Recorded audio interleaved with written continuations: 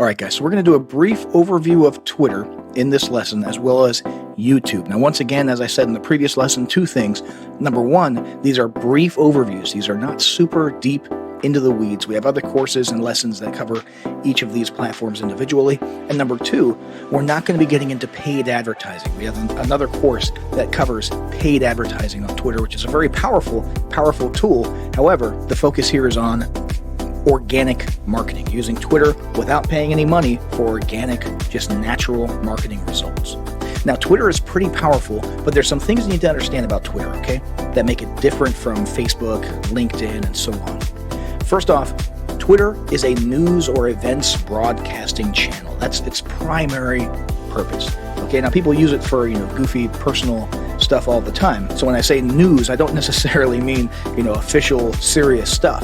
What I mean is more along the lines of the nature of the posts themselves. You're going to get updates on what people are doing or on what businesses are doing, okay? You're going to get short, sweet broadcasts. That's what it's all about, short and sweet. You've probably used Twitter before, or you've seen tweets before. You know that they're around 140 characters. Sometimes there's video, sometimes there's images. So it's all about little updates, little bits of content that keep your audience in the know about what they need to know about or what you want them to know about. So a good Twitter profile is going to be updated regularly, like on a very, very consistent and regular basis. Twitter is one of those things that people expect to see, at least weekly, preferably daily broadcasts and updates. And the thing is, Twitter feeds are so saturated, so jam-packed because of how bite-sized everything is and how regularly and frequently people post, that if you're not tweeting on a daily basis, people are going to forget you exist.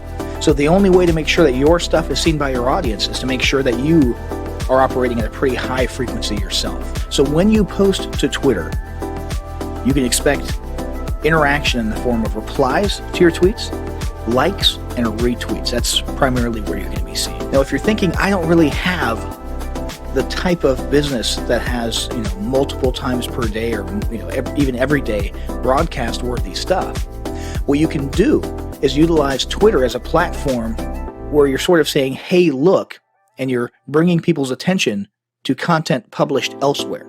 Okay, and it doesn't even have to be content that's published to that day. Let's say you have a blog and you publish a post. Twitter can just be the place where you tweet with an image saying, hey, check out our latest blog post. Okay, or you have a Facebook post. Boom, send people there. Or you put out a new YouTube video, embed it in a tweet, or send people via link to a page, a landing page where you have a new offer, and so on and so forth. Even go backwards if you want into interesting content. Run a promotion for an old blog post if you want via Twitter. Okay, so you can use Twitter as sort of a, hey, look, platform where you send people to other content, and Twitter's primary purpose is just to get eyeballs on that content. That's one strategy that you can use if you don't really have, typical Twitter-worthy content churning out every single day. So there's some important stats that you want to monitor on Twitter. Obviously, you want to increase your followers. That's the most obvious thing. You've also got how many people you're following. You've got likes and lists and moments. Okay, now let's look at an actual active Twitter profile, because that one just now was just a demo profile. This is Diana Anderson, and she engages in what looks like some network marketing, some affiliate marketing, and she's got a business where she teaches other people to find success online. As you can see, she's got her profile pretty squared away. She's got a banner for her Twitter profile, okay, with a very clear, unique selling proposition here. She's got some hashtags, okay, that'll bring her some more organic traffic. She's got a link. Now, you could put just a regular website link, your homepage or something like that. You could put a landing page. In her case, she's got a link going to what seems to be sort of an all-purpose landing page. Here's what I have to offer, kind of a landing page, so people can follow her on Facebook or check out, some of these other products or services. You'll notice she's got a lot of tweets, pretty sizable following, lots of followers and likes. And if we scroll down, you'll see she's got a good mix of content, okay? So let's see, we've got photos, we've got little memes, we've got the occasional embedded video here, and we have got an example of what I was talking about earlier. In this case, she's got a Facebook post that she posted to Facebook, but she's using Twitter to bring eyeballs to it. You see that? Same thing going on here. Over here, she's sharing useful YouTube content, right? This one up here seems to be a promotional tweet where she's promoting a product or a service, and it looks like you can actually sign up for a webinar on this page. So she's got a pretty good mix of content, and that's what you should aim for as well. Some organic, good quality information content, as well as a little bit of promotional stuff, so that you utilize it as a marketing engine to get some ROI of some sort. So now that we've covered Twitter briefly, so you have a general idea of how to use Twitter in organic marketing, let's go over to YouTube. So we're going to look at a couple of examples here. In this case, we've got a YouTube channel for a reputation management software.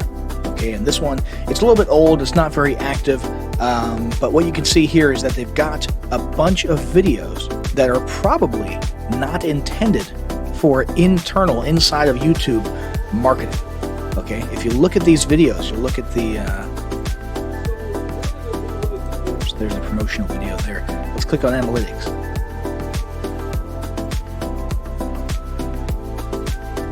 You'll notice there's not a whole lot going on in the way of likes or comments on these videos, okay?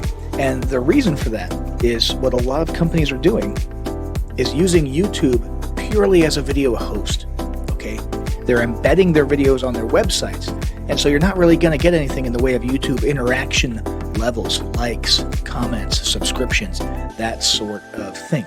Now, the other tack is to actually utilize YouTube as social media platform, meaning you actually want people who are on youtube.com to find your videos, to subscribe to your videos, to get notifications about your videos, to interact by liking and commenting and so on and so forth, to see your videos in the related videos column and all that good stuff. So that is what we'll take a look at in a moment. First, I just want to look at the analytics page really quick to show you the type of stuff you need to be keeping track of, okay? Watch time is super important for your videos, okay? Views, obviously, pretty important. But one thing that I want you to notice here is this video is super long, okay? And look what happens to the audience retention. Drops off within the first, look at that, 4 seconds, 9 seconds, drops down to 50, okay? By the time you're less than a minute in, you're already down to 20% viewership. So make sure your videos, when you're making videos, are compelling enough and that you get a unique selling proposition out there in the first few seconds. Otherwise, your viewership just drops. Okay, I mean this is terrible retention here. And again, if you look at things like likes and dislikes, you're not going to see a lot of that because this business is obviously utilizing YouTube purely as a video host to embed their stuff. But let's go look at an actual active YouTube channel that's actually leveraging YouTube as a social media platform. This one is Niches Be Crazy, and this is an awesome YouTube channel. So this guy has got a ton, okay, Uncle Phil Lopez here, a ton of content that he puts out, and it's all about utilizing YouTube as a marketing engine. He's not just posting videos here for the purpose of hosting them and then embedding them elsewhere. He's actually actively engaged in organic marketing. So have a look at his profile here. He's got an awesome banner image. Okay, he's got little links here where you can hook up with him on his website or his blog and other social media platforms. Okay, he's got subscribers. He's got video views. Let's click on one of these here. This one here seems to be a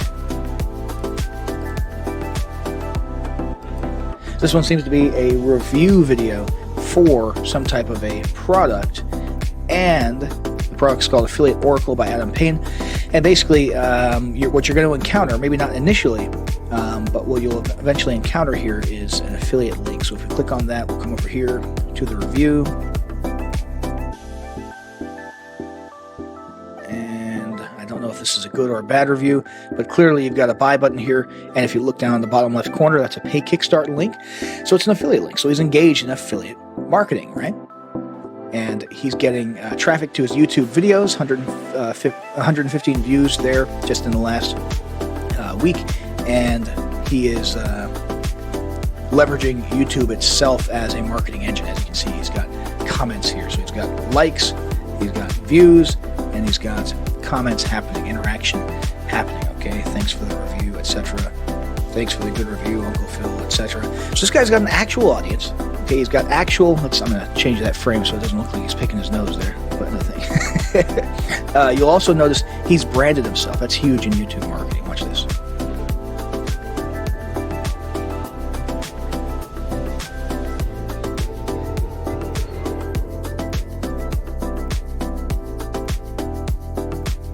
Okay, so that's pretty cool. You can do that, guys, for a pretty low amount of money on Fiverr, okay? Or if you use Adobe After Effects, you can go on Video Hive and download templates where you can do some pretty cool logo reveal stuff. You really want to build a brand. If you're going to be utilizing YouTube as a social media platform, you want a brand so that people recognize your name. Look, he's got hashtags here as well, which I did not notice previously, but you want people to understand who you are and to think about your videos. And in this case, they probably think about reviews by they just be crazy when they're looking at other products, which means they might actually actively seek him out and come to his channel to see if he has reviewed a particular product in case he'll get some commission. Now let's have a look at another video here. This looks like it was a live stream. It says streamed live on February 26th, so that's cool. Definitely make use of video streaming software. The thing with YouTube is it will place higher in search engine results and related video results and so on and so forth. It'll give more reach and exposure to videos that are live just because they've made their algorithms do that. Let's have a look here at his description. So his description is, let's see, not super keyword heavy in this case because this is a content video. It's not a product review video, so there's no specific product names, but he does have some links with call to actions. Okay, so he wants you to go watch this video here. At the end of this video, he mentions a product, and so here's a link to his review for that, which looks like Affiliate Oracle again. And he's got a subscription link here, so a lot of calls to action. And then he's also got, this is very important, affiliate disclaimer. Okay, make sure you're covering your butt when you're doing affiliate marketing out there, and you've got an affiliate disclaimer. Let's come back to the original video here, and you'll see that this one is a little bit more keyword rich. Okay, so you've got the product name in there multiple times. You've got the vendor name in there multiple times, right? So when somebody's out there looking for Affiliate Oracle or any other product, they're going to be likely to come across a video that is keyword rich in its description. Now, you can't see tags. I think there was a time way back in the day where you could see other people's tags. You can't see tags on this video, but make sure you're utilizing tags when you're posting your videos. And we can assume that this one probably has tags such as, the product name and the vendor name, okay? Because you really want your videos. If you're using YouTube.com as an actual social media platform, you want to increase your organic reach and you want to increase your ranking for search terms. When somebody clicks up here and searches for something like, Affiliate Oracle review. So that's a very quick, brief overview of using YouTube for marketing, guys. Hopefully that was useful. We covered Twitter as well. In the next lesson, we're going to be covering LinkedIn and Pinterest.